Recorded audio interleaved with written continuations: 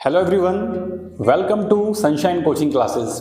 जैसा कि मैंने कल इंट्रो वीडियो में आपसे प्रॉमिस किया था कि आज आपको इंग्लिश का फर्स्ट लेक्चर देखने को मिलेगा इस चैनल पर। आज से हम इंग्लिश बोलने की शुरुआत करेंगे और इंग्लिश बोलने की शुरुआत भी इतने आसान तरीके से कि जैसे आपने इसके पहले कभी सीखी ही नहीं होगी।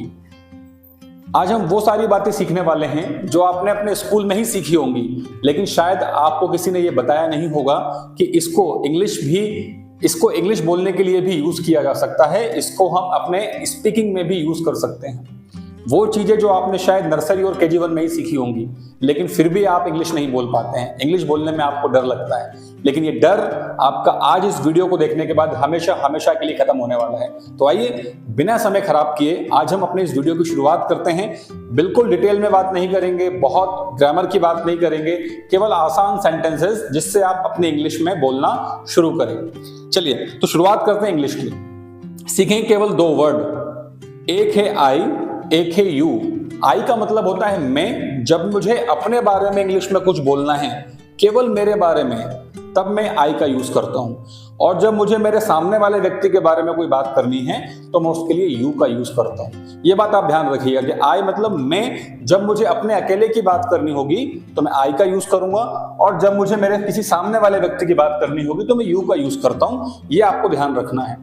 केवल 3 वर्ड्स और इसके बाद आप इंग्लिश बोलना शुरू कर देंगे। एक तो आपने सीख ही लिया, आई या यू। दूसरा होता है इंग्लिश में जिसको हम बोलते हैं वर्ब, यानी कि काम। अब आप दिन भर में जितने भी काम करते हैं उनको याद कीजिए। क्या करते हैं? आप बाजार जाते हैं तो जाना बहुत कॉमन वर्ड है, आपको पता होगा। गो होता है इसका मतलब खाना, ईट, पढ़ना, रीड, लिखना, राइट, सुनना, लिसन।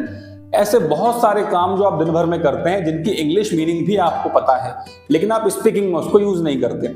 आज से यूज करना शुरू कीजिए।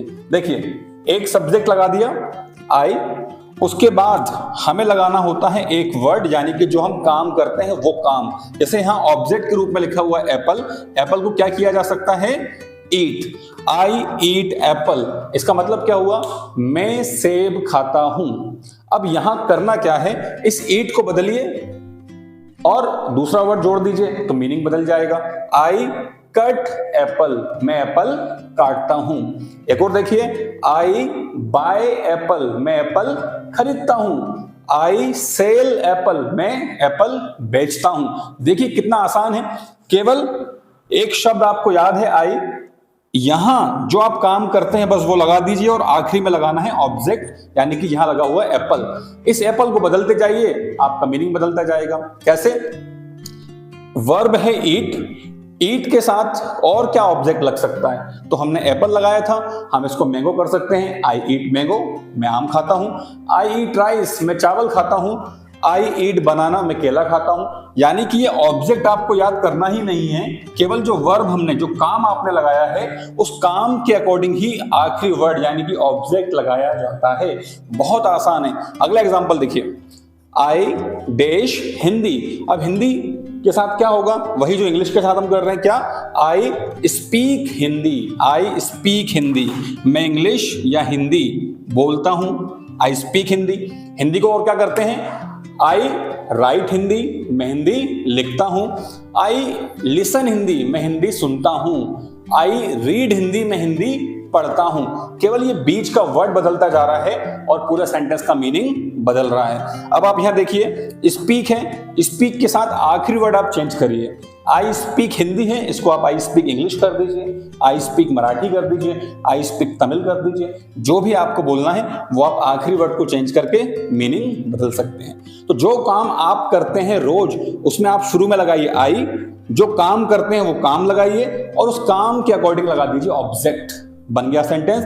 आई play cricket, I go to market, I sing song, I learn English, I eat food. है ना आसान?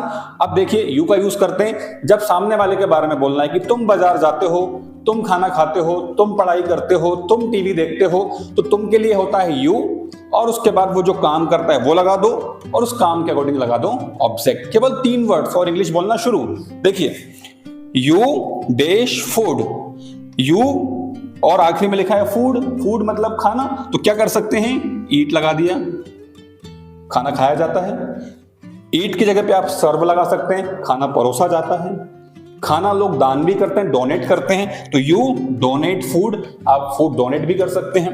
अगला सेंटेंस देखिए, यू डैश सॉन्ग, सॉन्ग मतलब गाना, गाना गाया जाता है, तो हम यहाँ पे वर्ब क्या लगाएंगे, सिंग। यू सिंग सॉन्ग, तुम गाना गाते हो। अब इस सिंग की जगह पे क्या हो सकता है, राइट, यू राइट सॉन्ग, तुम गाना लिखते हो। गाना सुनते हैं तो यू लिसन टू सॉन्ग, तुम गाना सुनते हो।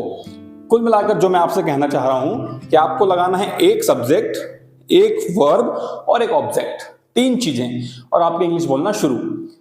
आई लर्न इंग्लिश, मैं इंग्लिश सीखता हूं।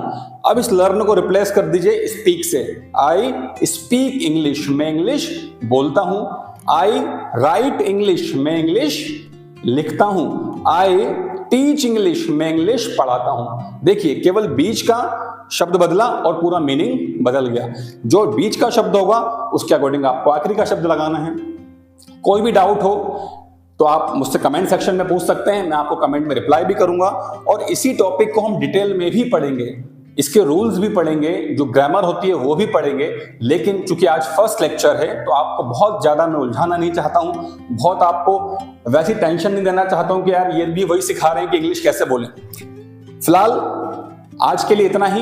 मैं आपसे निवेदन करूंगा कि आपको अगर ये वीडियो पसंद आई है तो आप इस चैनल को सब्सक्राइब करें, वीडियो को लाइक करें और दोस्तों के साथ शेयर करें, क्योंकि इंग्लिश बोलने के लिए आपको एक साथी की जरूरत भी होगी। आप अपने दोस्त के साथ इस वीडियो को शेयर कीजिए और उससे बोलिए कि वो भी आपके साथ इंग्लिश में बात करें। आप बोले आई प्ले क्रिकेट, वो बोलेगा यू प्ले क्रिकेट। आप बोलेंगे आई गो टू मार्केट, वो बोलेगा यू गो टू मार्केट। आपकी बोलने की प्रैक्टिस होगी। तो केवल 3 वर्ड्स लगाना है, आई learn English, I play cricket, I sing song. I hope कि आपको ये समझ में आया होगा। तो बहुत जल्दी मिलेंगे अगली वीडियो में, तब तक के लिए थैंक यू वेरी मच।